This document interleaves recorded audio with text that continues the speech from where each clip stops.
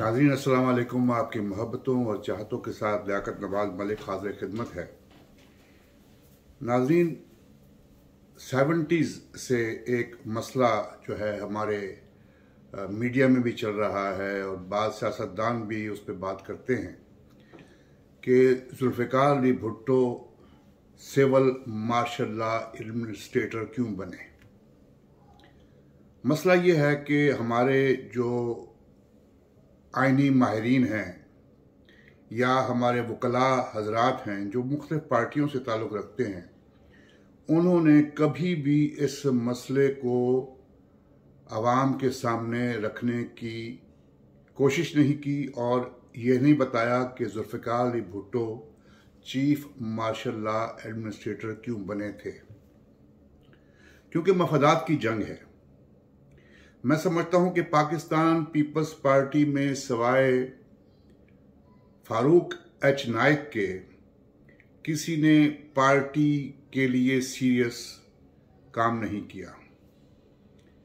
हमारे बाज वकला जो पाकिस्तान पीपल्स पार्टी से ताल्लुक़ रखते हैं, वो नॉन इश्यूज़ को इश्यूज़ बना के पेश कर देते हैं, मुतनाज़ा बातें कर देते हैं।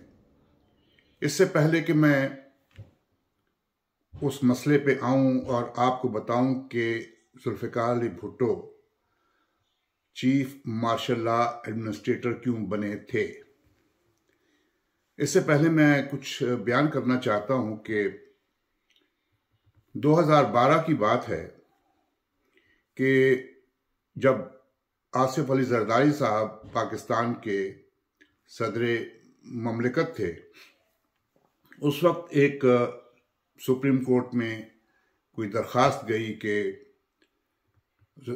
चूंकि आसिफ अली जरदारी साहब को चेयरमैन हैं पाकिस्तान पीपल्स पार्टी के, वो सदर पाकिस्तान भी हैं, तो उनका ये हक नहीं बनता कि वो पाकिस्तान पीपल्स पार्टी के जो MNAs हैं उनके साथ कोई मीटिंग्स करें। उस वक्त चूंकि एक्टिविज्म था इफ्तिखार मोहम्मद चौधरी का पीपल्स पार्टी के खिलाफ, तो ये मसला बहुत चल रहा था। 18 दिसंबर 2012 को मैंने एक एप्लीकेशन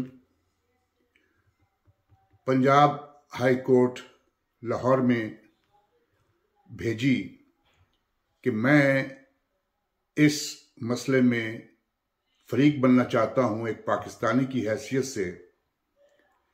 एक एप्लीकेशन की कॉपी मैंने पाकिस्तान पीपल्स पार्टी के सेक्रेटेरिएट में भेजी। एक कॉपी मैंने यहाँ पे टोरंटो में जो अखबार पाकिस्तान है बदर मुनीर चौधरी साहब का, उसमें भेजी। बहरहाल पाकिस्तान से तो मुझे जवाब नहीं आया। मैंने ये लिखा कि आसिफ अली जरदारी साहब पाकिस्तान पीपल्स पार्टी के को चेयरमैन हैं और वो पाकिस्तान पीपल्स पार्टी इलेक्शन कमीशन में रजिस्टर्ड ही नहीं है। पाकिस्तान पीपल्स पार्टी इलेक्शन कमीशन में रजिस्टर्ड नहीं है और जो पार्टी के MNAs हैं वो पाकिस्तान पीपल्स पार्टी पार्लियामेंटेरियन के हैं। पाकिस्तान पीपल्स पार्टी पार्लियामेंटेरियंस के सदर हैं अमीन फ़हीम साहब और उसके जनरल सेक्रेटरी हैं राजा परवेज अशरफ साहब। उनका आसिफ अली जरदारी की पीपल्स पार्टी से कोई ताल्लुक नहीं है, तो ये कानून उन पर लागू नहीं होता। यकीन कीजिएगा कि बड़े बड़े वकला हैं पाकिस्तान में। 2 के 3 हफ्ते के बाद जो प्ली मैंने लिखी थी, वो प्ली वसीम सज्जाद साहब ने जाके कोर्ट में पेश की। कोई कामा, कोई फुल स्टॉप चेंज नहीं किया। यही बात कि अमीन फ़हीम साहब चूंकि पाकिस्तान पीपल्स पार्टी पार्लियामेंटेरियन के चेयरमैन हैं और राजा परवेज अशरफ जो हैं वो जनरल सेक्रेटरी हैं, इसलिए वो कानून आसिफ अली जरदारी पे लागू नहीं होता। इतनी सी बात थी। लेकिन चूंकि हर शख्स जो वहां बैठा हुआ है उसके अपने मफादात हैं, वो अपने मफादात की तरफ देख रहा है। वो नहीं देख रहा कि पाकिस्तान का जो निज़ाम है उसमें कितनी गड़बड़ हो रही है, उसमें कितनी खिलवाड़ हो रही है। उसने देखना है कि मेरा कहां पे फायदा हो रहा है। अब आते हैं उस मसले की तरफ जिस मसले पे मैं बात करना चाहता हूं। फील्ड मार्शल मोहम्मद अयूब खान साहब की हुकूमत खत्म होती है।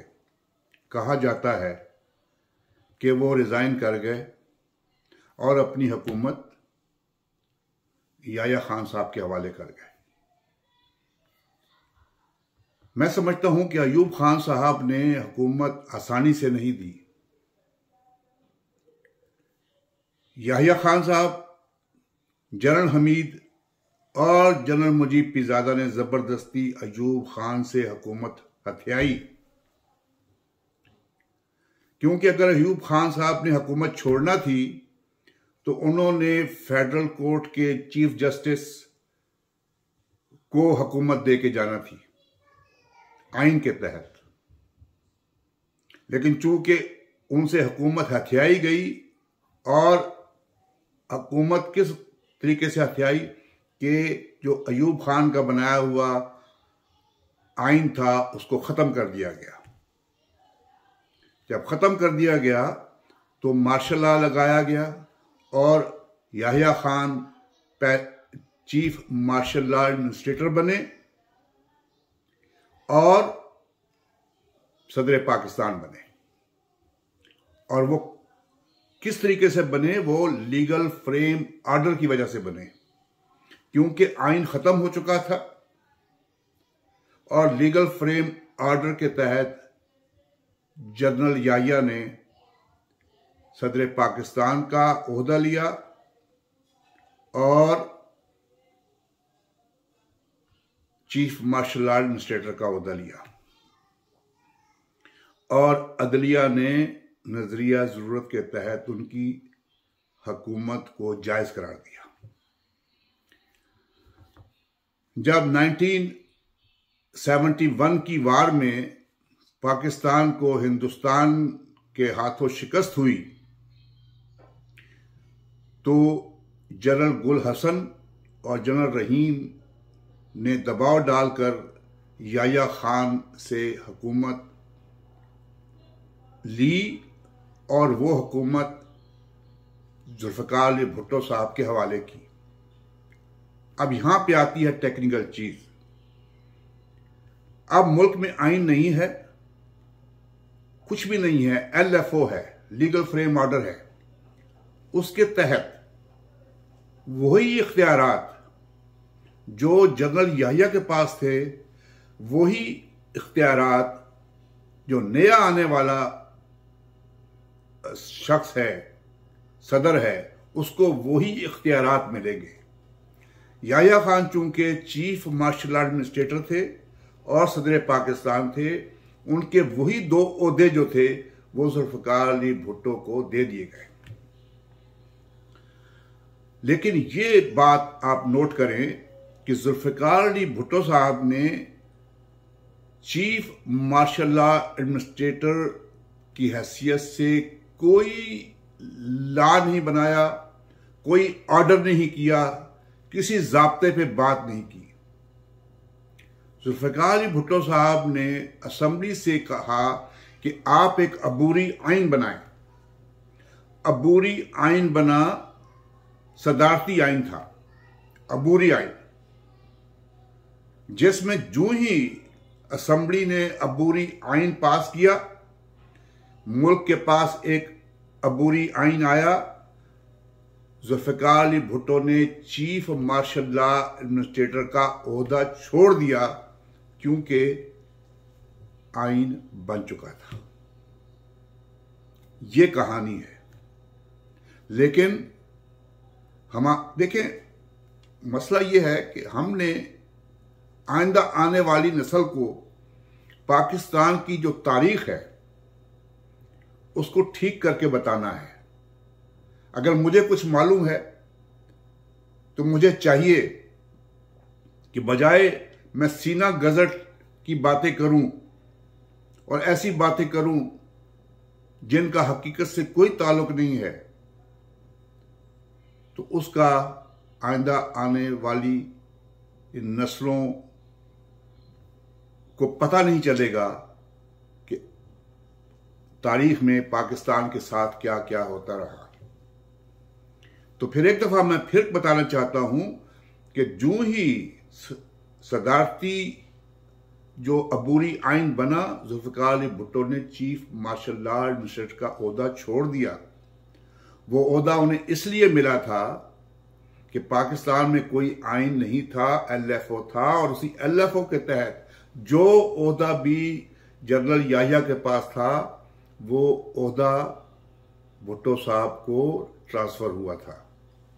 लेकिन भुट्टो साहब ने अबूरी आइन बनवाया और अबूरी आइन बनने के साथ ही वो ओहदा छोड़ दिया। तो मैं अपने वकला हजरात से या अपने आइनी माहिरीन से ये दरख्वास्त करता हूँ कि अगर कोई आइन की कोई बात होती है और आप जो हैं आइन के बारे में ज़्यादातर जानते हैं और अगर कोई थोड़ा बहुत मसला है तो वो कौम के सामने उसका हल बताइए, उसको मुतनाज़ा मत कीजिए। हमारे एक वकील साहब हैं पाकिस्तान पीपल्स पार्टी के, नॉन इश्यूज को इश्यूज बना के वही जो रियासत होगी माँ के जैसी कोई बात होती है मुतनाज़ा बना के वो पेश कर देते हैं। ये काम नहीं है। अगर आप अच्छे वकील हैं और पाकिस्तान के खैर ख्वाह हैं तो कम अज कम